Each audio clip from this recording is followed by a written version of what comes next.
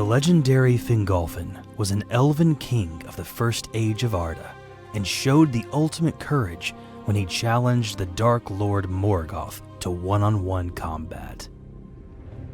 Hello everyone, this is the Memory Troll, and today's video is part of an epic playlist for Tolkien Reading Day 2021, along with all of your favorite Tolkien lore masters here on YouTube. Be sure to enjoy the playlist and have a fantastic Tolkien Reading Day. Fingolfin was one of the greatest heroes of the First Age, which is documented in the Silmarillion.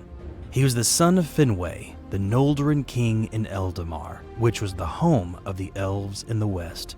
Fingolfin's half-brother was Fëanor, the Noldorin smith that crafted the Silmarils, the great jewels of the First Age. Of the sons of Finwë, Fingolfin was the mightiest.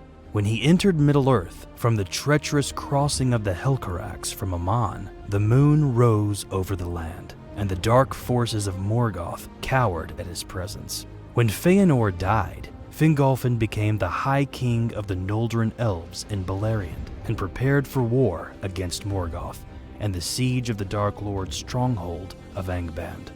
During Dagor Bragollach, the fourth of the great battles of the Wars of Beleriand in the First Age, Fingolfin felt the hopelessness of defeat. Filled with rage, he marched alone to the gates of Angband, where he challenged Morgoth, the great enemy of the world, to a duel. The following is an excerpt of Professor Tolkien's narrative poem on the events of Fingolfin and Morgoth's fight, taken from Christopher Tolkien's book, The Lays of Beleriand. In that vast shadow once of yore, Fingolfin stood, his shield he bore, with filed of heaven's blue and star, of crystal shining pale afar.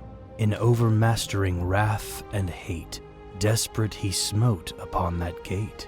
The elvish king there standing lone, while endless fortresses of stone engulfed the thin clear ringing keen of silver horn on baldric green. His hopeless challenge dauntless cried, Fingolfin there, come open wide. Dark king, your ghastly brazen doors, come forth, whom earth and heaven abhors. Come forth, O monstrous craven lord, and fight with thine own hand and sword, thou wilder of hosts of banded thralls, thou tyrant leaguered with strong walls. Foe of Valar and elvish race, I wait thee here, come, show thy face. Then Morgoth came for the last time. In those great wars he dared to climb. From subterranean throne profound, the rumor of his feet a sound. Of rumbling earthquake underground, black-armored, towering, iron-crowned, he issued forth his mighty shield. A vast unblazoned sable field, with shadow like a thundercloud, and o'er the gleaming king it bowed, as huge aloft like mace he hurled, that hammer of the underworld. Grond, clanging to ground it tumbled, down like a thunderbolt, and crumbled. The rocks beneath, smoke upstarted, a pit yawned, and a fire darted. Fingolfin like a shooting light, beneath a cloud a stab of white, sprang then aside and Ringil drew, like ice that gleameth cold and blue. His sword devised of elvish skill, to pierce the flesh with deadly chill. With 7 wounds it rent his foe, and 7 mighty cries of woe rang in the mountains and the earth quook, and Angband's trembling armies shook.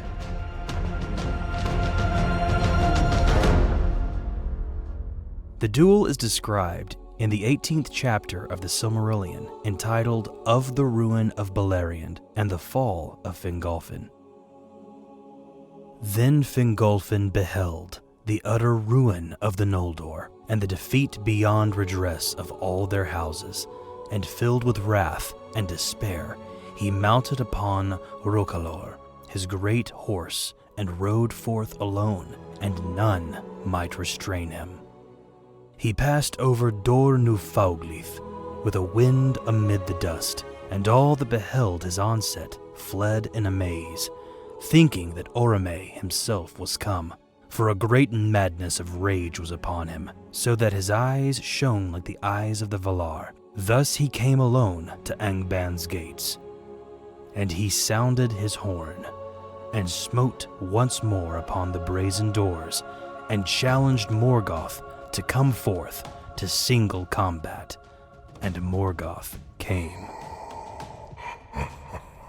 Then Morgoth hurled aloft Grond, the hammer of the underworld, and swung it down like a bolt of thunder. But Fingolfin sprang aside, and Grond rent a mighty pit in the earth. Many times Morgoth essayed to smite him, and each time Fingolfin leaped away, and he wounded Morgoth with 7 wounds, and 7 times Morgoth gave a cry of anguish, whereat the hosts of Angband fell upon their faces in dismay, and the cries echoed in the Northlands. But at the last the king grew weary, and Morgoth bore down his shield upon him. Thrice he was crushed to his knees, and thrice arose again, and bore up his broken shield and stricken helm. But the earth was all pitted about him, and he stumbled and fell backward before the feet of Morgoth. And Morgoth set his left foot upon his neck. Yet with his last and desperate stroke, Fingolfin hewed the foot with Ringil, and the blood gushed forth black and smoking and filled the pits of Grond. Thus died Fingolfin, High King of the Noldor, most proud and valiant of the Elven Kings of old. Before Morgoth could defile his body, the great eagle Thorondor took Fingolfin's body away to the mountains that hid the legendary elven city of Gondolin, and there he was buried. The courage of Fingolfin is the definition of true heroism, and not only was it felt in his own time of the First Age, but across all the ages of the world. Thank you for watching the video. Be sure to like, leave a comment, and subscribe to the channel for more content on the mythology created by Professor J.R.R. Tolkien. Have a great day, and please enjoy the Tolkien Reading Day playlist. Until next time, this has been your pal, the Memory Troll. Farewell, friends.